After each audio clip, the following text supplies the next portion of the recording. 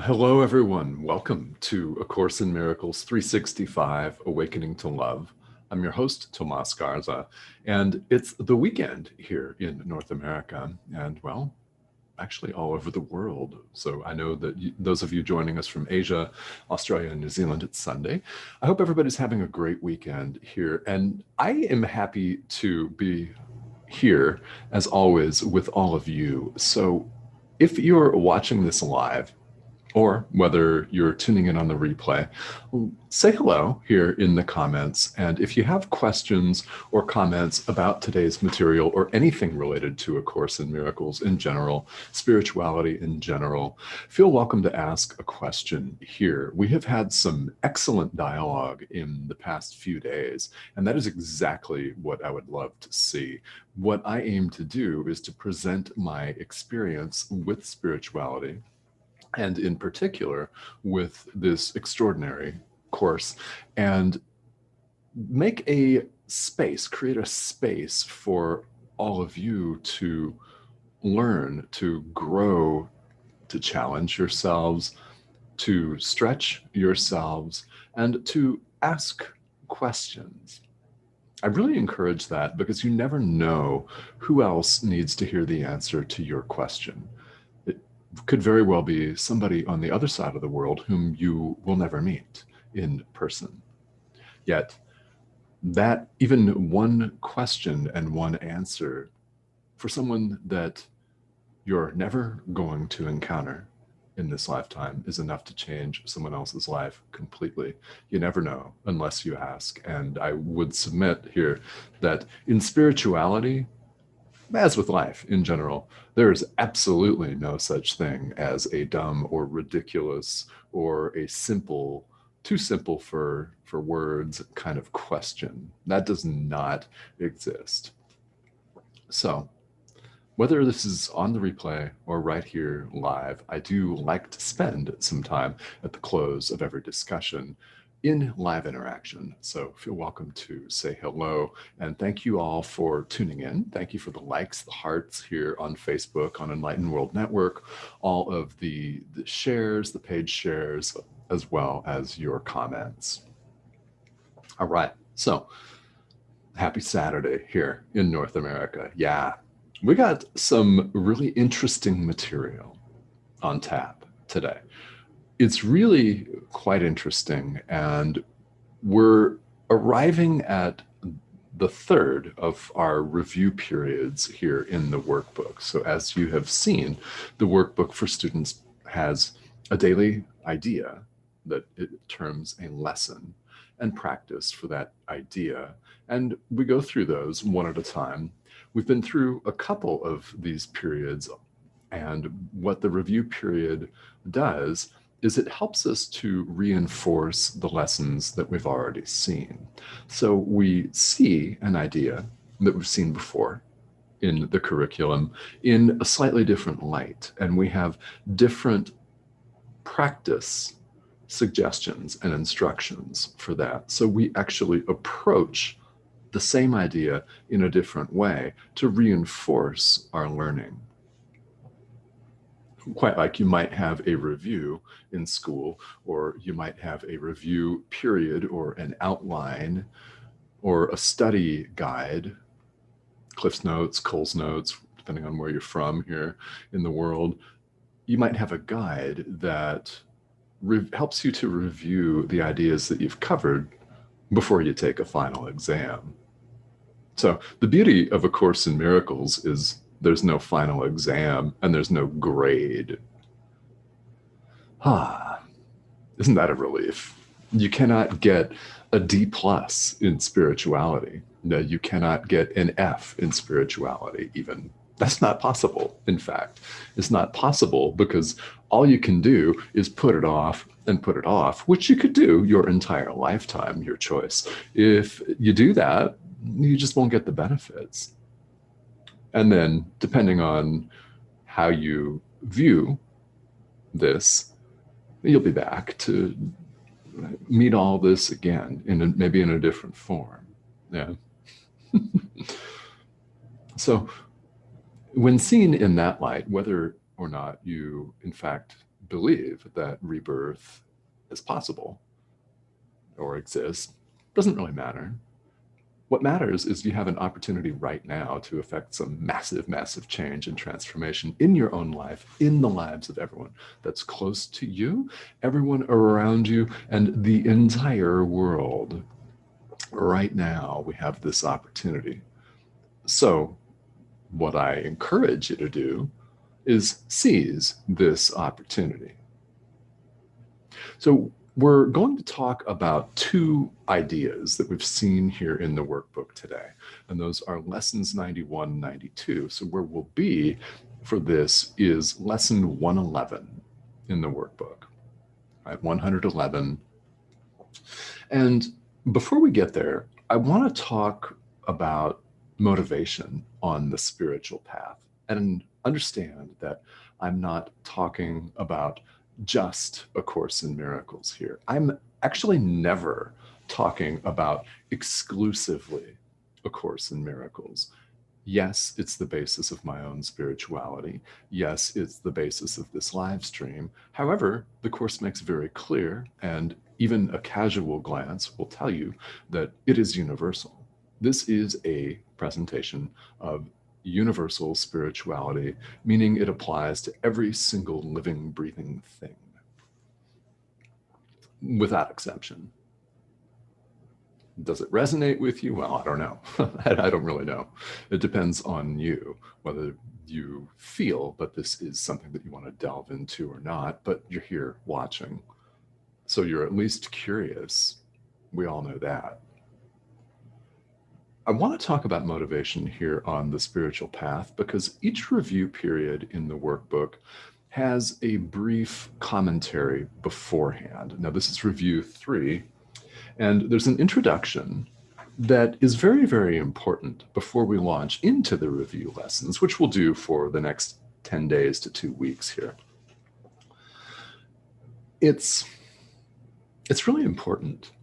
So I want to spend a few minutes on it, because it asks us about our motivation on the spiritual path, whether this is the workbook for students or whether it is your own practice, your own devotionals, if you have that, right? It's your own meditation or yoga practice or any self-care practice. That is spirituality, by the way. Whatever your spirituality looks like, whatever your daily practice looks like, and I hope it's daily, more than daily, of course. But we're invited, you could say challenged, and that would not be inaccurate.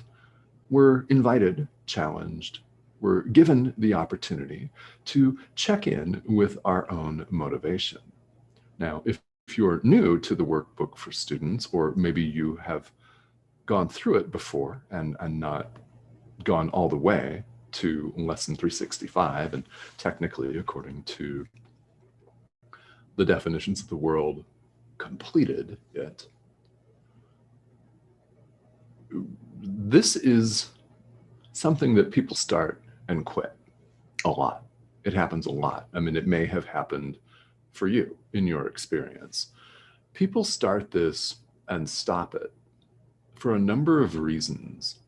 But review 3 here in the workbook prior to lesson 111 talks to us about this. Now, if you've started and stopped this, there are probably dozens of reasons why that was the case. What I see when I guide people through the workbook and in a group setting, whether it's online or whether it is a in-person study group, doesn't matter the format, this brings up stuff. It's supposed to. Your spiritual practice is supposed to bring up stuff. So understand that whether you're working on this workbook or not, I'm talking directly to you. Jesus, the Holy Spirit, we're talking directly to you right now. Isn't that exciting? Yeah. So we're talking about your practice here. Understand this is A Course in Miracles live stream, so we're putting it in the context of the workbook, but each idea, each daily lesson gives suggestions for practice. The more we do them, the more we get. That can hardly be considered a shocker, right? Yet we run into every single excuse in the book, everything we concoct in life to explain away why we don't, won't, or can't do it. Now, the workbook is very clear here in this introduction that it's totally okay. If you get swept away in daily life, if the kids demand your constant attention, if the dog and cat demand your constant attention, work demands it, if you are being pulled, as we often are in the world, in 50 different directions at the same time, it kind of feels like we're being drawn and quartered sometimes, doesn't it? We can all relate to that. If that's the case and you miss practice opportunities, practice periods, so be it. And in fact, the workbook says something very beautiful after that. And it says, ritual is not our goal. So do not attempt to make up lost practice periods just to check off the box of numbers. That's not a worthwhile motivation for anything, is it? Especially in spirituality. If it calls for 5 or 6 practice periods a day and you only do 4, then it's not helpful to deliberately make yourself cram in periods 5 and 6 just so you can meet a numerical goal. As you may have already discovered along the way, the workbook is not about that.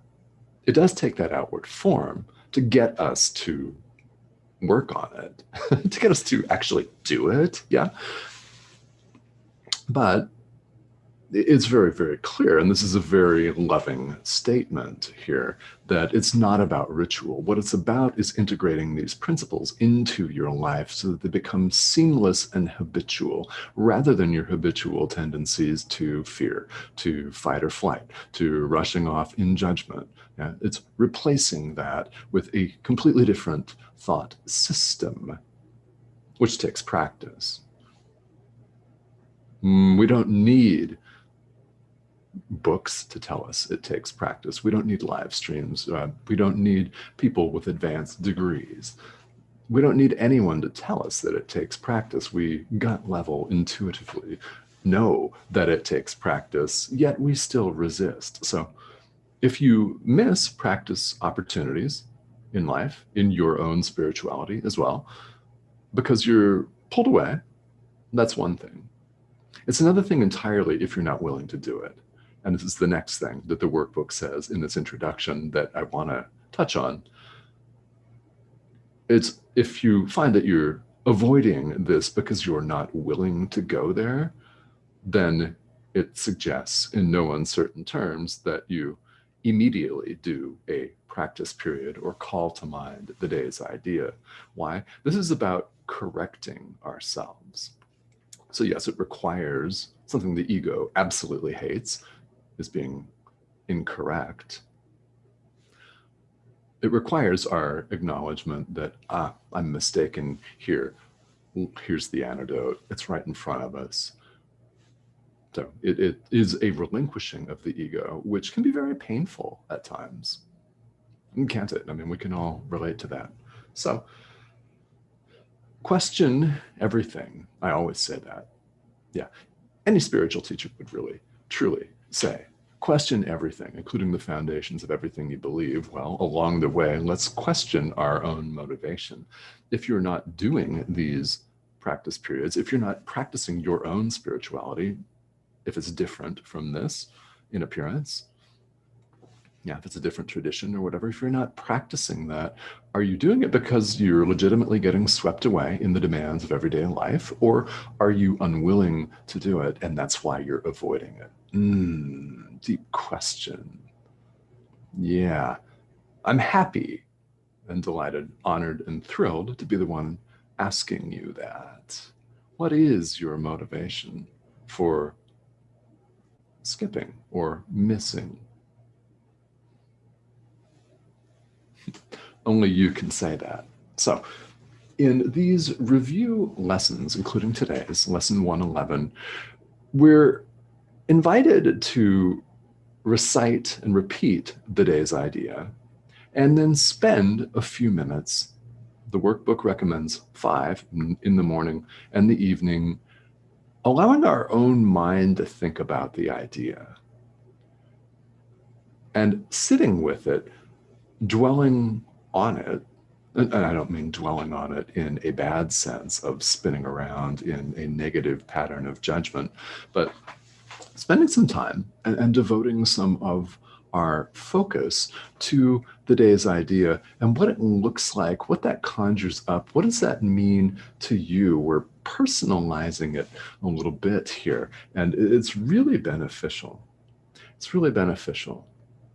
And it also calls for reciting the day's ideas throughout the day. Now, as you've seen, they're very short. They're very short, they're pithy, they're poignant, they're easy to recall, quite frankly. Now, again, if you're swept away in your demands of daily life and you don't recall them, so be it. That's one thing. If you think about it and think, I'm not doing that, unwillingness, again, another thing. As we know, yeah, we just saw that on this live, but yeah, we instinctively know that, don't we? And here's the beauty of all of this. We know when we're deceiving ourselves. Well, how do we know? Well, we start lashing out at everybody else. Yeah, we get edgy, we get defensive, start lashing out at ourselves. Yeah, projection. We all know what that's like. So if you're doing that, I'm glad you're watching this. Call yourself on it. Then you know the antidote. Okay, so here are the ideas. These are lesson 111 reviews lessons 91 and 92. So lesson 91, miracles are seen in light. Yeah, miracles are seen in light. Lesson 92, miracles are seen in light, and light and strength are one.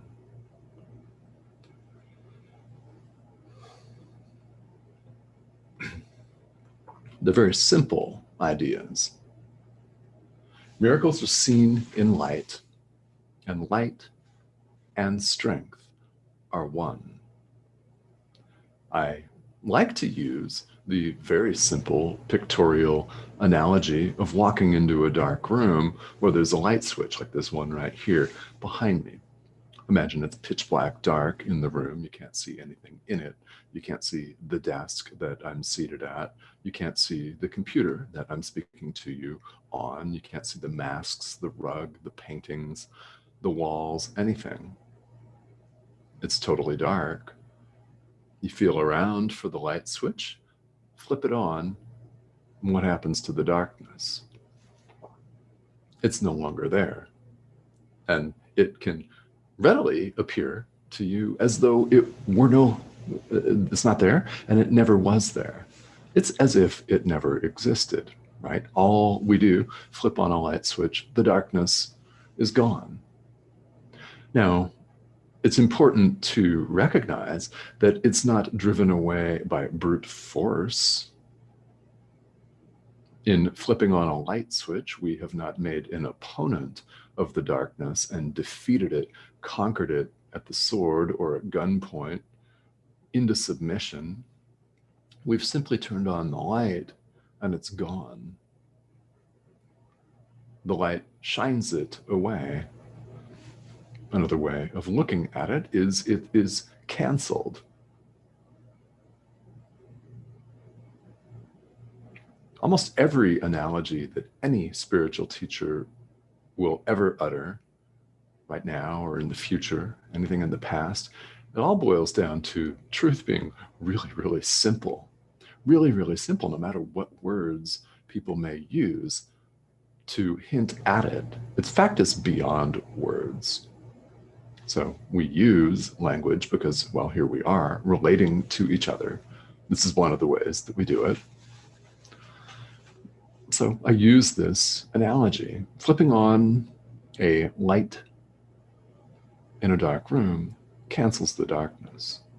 Miracles are seen in light. Now remember, what is a miracle? Miracles in this thought system are any decision that we make to choose love instead of fear.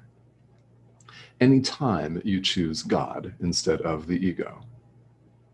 Anytime you identify with your higher self instead of who you paint yourself to be in the world. That is a miracle. One is just like another. There is absolutely no order of difficulty in miracles.